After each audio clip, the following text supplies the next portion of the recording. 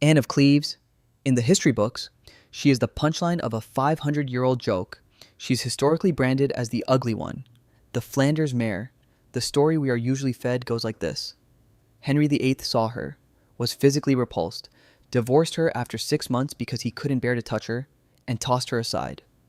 We look at her portrait and think, what a tragedy. She was rejected and publicly humiliated by the king.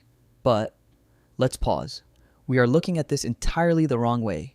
We view this as a tragic breakup. Anne, however, treated it as a highly lucrative buyout. Anne of Cleves wasn't the loser of Henry's 6 wives.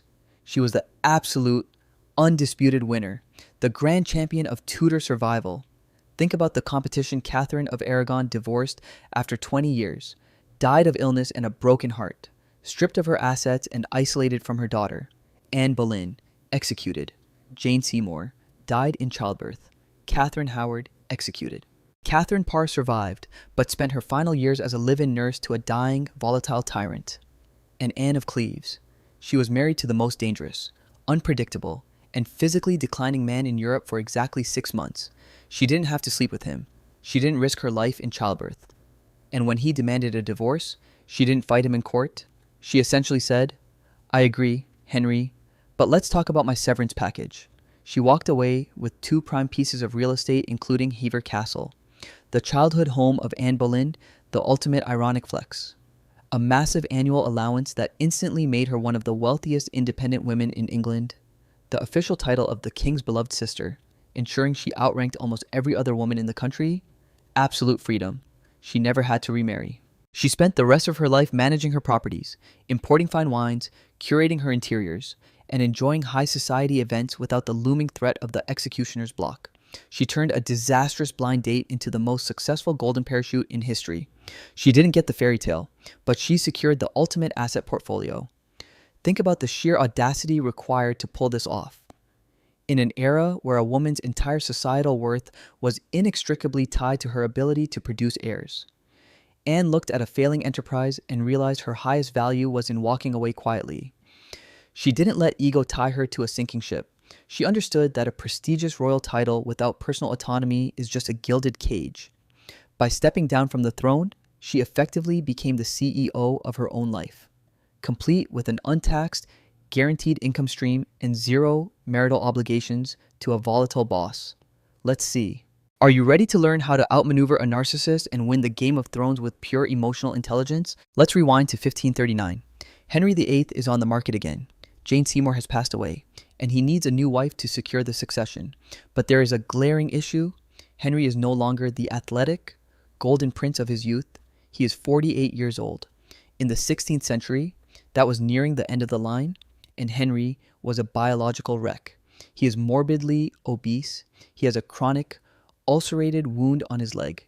He is deeply paranoid, notoriously moody, and has a habit of executing his inner circle.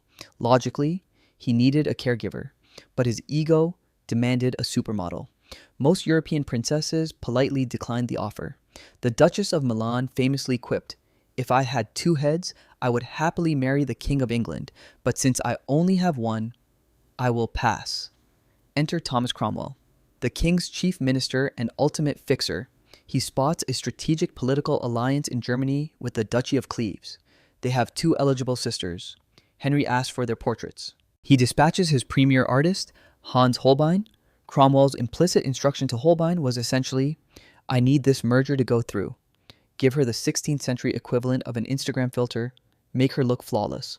Holbein delivers a painting of Anne looking serene, fair, and beautiful. Henry falls in love with the marketing material. He signs the marriage contract based entirely on a heavily curated image. It was the ultimate case of asymmetrical, false advertising. Henry's own PR machine had spent decades portraying him as a robust, golden warrior, carefully hiding the reality of his steep physical and mental decline. He expected a flawless Renaissance muse, while bringing absolutely nothing of equal physical or emotional value to the negotiating table. The meeting. This remains one of the most painfully awkward moments in royal history. Henry, clinging to his romanticized youth, decides to surprise Anne in disguise. He imagines bursting into the room, sweeping her off her feet, and having her instantly recognize his majestic aura. Reality check. He bursts in an aging, heavy-set man in a bizarre costume, interrupting her day. Anne is a serious, aristocratic German woman raised in a strict, conservative household.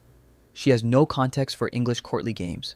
She simply looks this strange man up and down, completely unimpressed, and turns her attention back out to the window. She didn't swoon. She didn't gasp or fall to her knees in reverence. She treated him like an eccentric, slightly annoying local who had stumbled into her VIP section. For a monarch who had spent his entire life surrounded by terrified sycophants, people paid to laugh at his terrible jokes and tremble at his every frown. This absolute indifference was worse than a physical blow. It was a complete disruption of his narcissistic reality. He couldn't handle a woman who wasn't actively validating his existence. Henry's fragile ego shatters instantly. He storms out, rips off his mask, and rages at Cromwell. I like her not. He famously brands her the Flanders Mare. Was she actually ugly? Historical consensus says no. Other accounts describe her as tall, slim, and perfectly pleasant looking. The problem wasn't her appearance. The problem was the blow to his pride. She failed to swoon over him, feeling old, insecure, and rejected. Henry projected his own physical insecurities onto her. Like a classic toxic executive, he launched a smear campaign, convincing the entire court that she was the inadequate one. They are forced to proceed with the wedding. The diplomatic treaties are signed. Backing out means war. On January 6, 1540, they are married. Henry walks down the aisle complaining bitterly to his advisors, treating the ceremony like a prison sentence. The wedding night, this is where the true dynamic reveals itself. Henry attempts to consummate the marriage. He completely fails. He experiences severe performance issues. Now, does the King of England, God's appointed sovereign, admit that his age, declining health, and heavy drinking might be the cause? Absolutely not. He shifts the blame entirely to Anne. He announces to his doctors the next morning because royal intimacy was essentially public record. I could not do it. Her body is disordered. She has slack breasts and an unpleasant smell. I failed my duty because of her. Let's take a moment to unpack that. A man with a literal rotting leg wound, living in an era of questionable hygiene, complained about her smell. This is textbook gaslighting. He needed a legal loophole to annul the marriage down the line, so he began planting the narrative immediately. She is physically repulsive, therefore the marriage cannot be consummated. He essentially launched a preemptive corporate smear campaign to protect his own brand. If the merger failed, the public relations disaster had to fall squarely on her shoulders. It was a cold, calculated move to preserve his carefully constructed image as a virile leader in the eyes of rival European courts. For 6 months, they shared a bed. Henry would kiss her cheek, say, "Good night, sweetheart," and go to sleep. Anne, having been deeply sheltered with no education on intimacy, genuinely believed this was how royal marriages worked. She reportedly told her ladies-in-waiting, "He kisses me and says goodnight." Is that not enough to make a prince? Her ladies, mortified, had to gently explain that there was a bit more to the process. It's a stark, almost tragic moment of naivety, but it also highlights how entirely disconnected they were. They were two strangers trapped in a high-stakes geopolitical merger, functioning less like a married couple and more like incredibly awkward roommates counting down the days until the lease expired. But here's the critical difference. While Henry was busy throwing tantrums and plotting his messy exit strategy, Anne was quietly observing the board, learning the English language, assessing the power dynamics, and silently preparing for the severance negotiation of a lifetime. July 1540. Henry's patience has run out. He has his eye on a new prize, Catherine Howard, a vivacious, naive 19-year-old. He demands a divorce. To clear the way, he arrests Thomas Cromwell, the architect of the Cleves marriage, on charges of treason. Cromwell is swiftly executed. The spotlight now violently shifts to Anne. She is in the most precarious position imaginable. She is a foreigner, isolated in England, with limited English skills, and her primary political ally has just lost his head. Henry sends a daunting delegation to her residence at Richmond Palace to inform her that the king is questioning the validity of their marriage. The strategy: Anne has to perform a rapid risk assessment. She has 2 historical precedents to evaluate. Case study A, Catherine of Aragon. She stood her ground, fought Henry in court for 7 years, and died in poverty, isolated from her family. Case study B, Anne Boleyn. She challenged him, argued back, and was executed. Anne reads the room flawlessly. She recognizes the psychology of the man she is dealing with. If she fights him, she becomes a threat, and threats are eliminated. If she facilitates his goals, she becomes an ally, and allies are rewarded. She puts her pride aside. She ignores the humiliating public comments about her appearance. She pens a letter back to Henry that is a masterclass in strategic compliance. She writes, "I am content to be wholly at your majesty's will and pleasure. I account myself your majesty's most humble servant." She voluntarily returns her wedding ring, instructing him to break it. She essentially communicated, "You are entirely correct. Henry, you are the absolute authority. I will step aside quietly. Just point me to the paperwork." Henry was stunned. He was braced for a protracted legal battle and emotional hysterics. Instead, he received seamless cooperation. Nothing stroked Henry's ego quite like total submission. His relief was so profound that it triggered an unprecedented wave of generosity. Because Anne made the dissolution of the marriage painless, Henry decided to compensate her handsomely. The severance package status. She was officially designated the king's beloved sister.